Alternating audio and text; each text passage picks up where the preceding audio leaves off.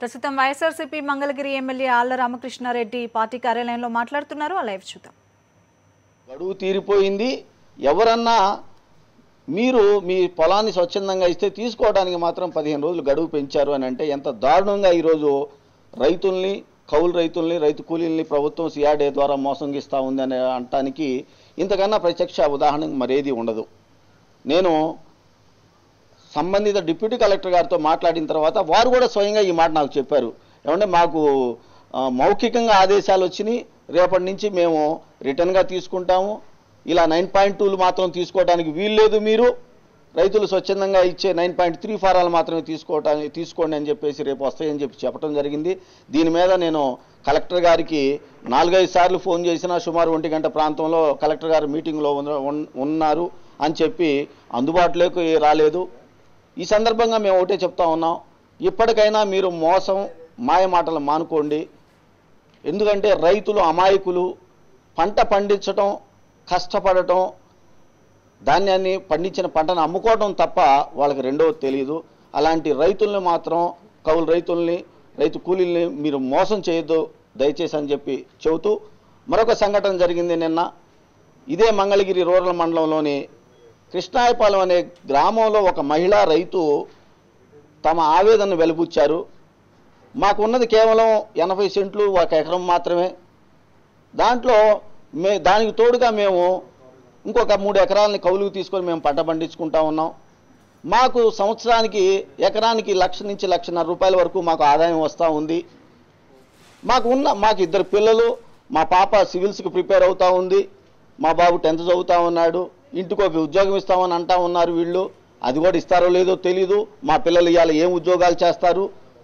మేము భూమిని నమ్ముకొని బతుకుతా ఉన్నాము. నారాయణ గారు ఎవరు మా భూమి తీసుకోవడానికి, చంద్రబాబు నాయుడు గారు ఎవరు మేము భూమి తీసుకోవడానికి అని చెబుతూనే మేము మాకు ఓటు పుట్టిన దగ్గర నుంచి కూడా తెలుగుదేశానికే ఓటు వేశామని చెప్పి స్వచ్ఛంగా ఆమె చెప్పడం జరిగింది. అలాంటి కుటుంబాలని ఈ రోజున మేమేం పాపం చేశామని వాళ్ళు అడుగుతుంటే ఆ కుటుంబాలను ఈ రోజున ప్రభుత్వం సిఆర్డీఏ సంస్థని అడ్డం పెట్టుకొని పోలీసుల ద్వారా వేధింపులకు గురి చేస్తూ ఉంది. ఎంతగా భయభ్రాంతాలకి గురయ్యారు ఆ కుటుంబం మొత్తం అంటే ఈ రోజున వారు వాళ్ళ ఇంటికి తాళం వేసేసి వాళ్ళు ఎటు వెళ్ళారో తెలియదు. నిన్న రాత్రి పోలీసులు ఆ ఇంటికి వెళ్ళి వాళ్ళని బెదిరించి వాళ్ళని మళ్ళా వెనక్కి తీసుకోండి మీ వ్యాఖ్యలో అని చెప్పి అన్నారని కూడా తెలుస్తూ ఉంది. వారే కాదు, తెలుగుదేశానికి సంబంధించినటువంటి కార్యకర్తలు కూడా వెళ్ళి మీరు ఇలా అంటానికి వీల్లేదని బెదిరించినట్టుగా తెలుస్తూ ఉంది. చంద్రబాబు నాయుడు గారికి ఏం కొత్త కాదు, సిఆర్డీకి ఇదేం కొత్తగా కానట్టుంది. ఎందుకంటే గతంలోనే శ్రీనాథ చౌదరి అనే ఒక కుర్రవాడిని కూడా 3-4 రోజుల నుంచి వెంటబడి మరీ వేధించి చివరికి అరెస్ట్ చేసి 15 రోజులు పైగా ఎక్కడ ఉంచారో తెలియకుండా పోలీస్ స్టేషన్లన్నీ తిప్పి నానా విధాలుగా హింసించి జైలుకు పంపించి విడుదల చేసిన సంఘటనలు కూడా చూస్తూ ఉన్నాం. అంటే మంచి రాజధాని నిర్మించబోతా ఉన్నాము, విదేశీయుల సహకారంతో అని చెబుతూ అక్కడున్న పరిస్థితులు మాత్రం ప్రభుత్వం బయటికి తెలియనివ్వట్లా. రైతుల్ని ఎవరైతే భూములు మేము ఇవ్వమని చెప్తా ఉన్నారో వాళ్ళందరినీ పోలీసుల ద్వారా, అధికారుల ద్వారా భయపెట్టి హింసించి మరీ లాక్కుంటా ఉన్నారు. చంద్రబాబు నాయుడు గారు గతంలో చెప్పారు నేను మారాను అని.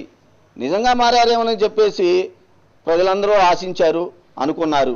ఆ మారడం ఎలా మారారయ్యా అంటే ఆనాడు ఎన్టీ రామారావు గారిని మానసికంగా హింసించి ఆయన పార్టీని లాక్కొని ఆయన్ని ముఖ్యమంత్రి పదవి నుంచి దించివేసి నేను తప్పు చేశానని అనుకున్న చంద్రబాబు నాయుడు గారు ఇక మనం అలాంటి పనులు చేయకూడదని అనుకున్నారేమోనని భావించి నేను మారానని చెప్పేసి అన్నాడు అని చెప్పి ప్రజలను నమ్మి ఆయనకి కొంతమంది ఓట్లేసి గెలిపిస్తే ఆయన మారడం కాదు కదా. ఆ మారడం ఎలా ఉందంటే ఒక్క రామారావు గారు కాదు, వేలాది మంది రైతుల్ని నేను ఇవాళ పొట్టను పెట్టుకునే పరిస్థితుల్లోకి వచ్చాను. ఈ విధంగా మారాడా చంద్రబాబు నాయుడు గారు? మేము ఆయన నమ్మినందుకు, ఓట్లేసినందుకు మా చెప్పులతో మేమే కొట్టుకోవాలనే పరిస్థితిలోకి ఈ రోజున సిఆర్డీ ప్రాంత పరిసర రైతులు, కౌలు రైతులు, రైతు కూలీలందరూ కూడా వచ్చారని చెప్పేసి స్పష్టంగా చెబుతున్నాం. ఇప్పటికీ కూడా చంద్రబాబు నాయుడు గారికి ఈ సందర్భంగా ఒకటే విజ్ఞప్తి చేస్తా ఉన్నాం వైఎస్ఆర్ కాంగ్రెస్ పార్టీ తరఫున. అయ్యా చంద్రబాబు నాయుడు గారు, దయచేసి మీరు పోలీసుల్ని అధికారులని అమాయకులైనటువంటి రైతుల మీద, కౌలు రైతుల మీద, రైతు కూలీల మీద ప్రయోగించకండి.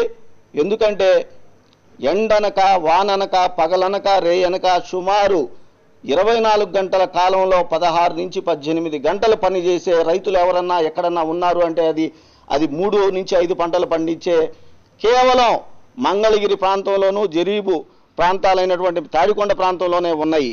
అలాంటి రైతులు వాళ్ళకి భూమిని నమ్ముకొని, కష్టాన్ని నమ్ముకొని బతికేవారే తప్ప మాయమాటలు, మోసాలు, అబద్ధం మాటలు తెలియవు. వారిని హింసిస్తే ఖచ్చితంగా రాబోయే రోజుల్లో తీవ్రమైనటువంటి ఉద్యమం వస్తుంది. ఆ ఉద్యమం ఎంతటి దాకా వస్తుంది అంటే మిమ్మల్ని రేపొద్దున మీ పార్టీకి సంబంధించిన ఎమ్మెల్యేలను కానివ్వండి, మంత్రులను కానివ్వండి, సిఆర్డీ అధికారులను కానివ్వండి, ఎవరిని కూడా కనీసం రోడ్డు మీద కూడా తిరగించే పరిస్థితికి రానివ్వరని చెప్పేసి ఈ సందర్భంగా తెలియజేసుకుంటూ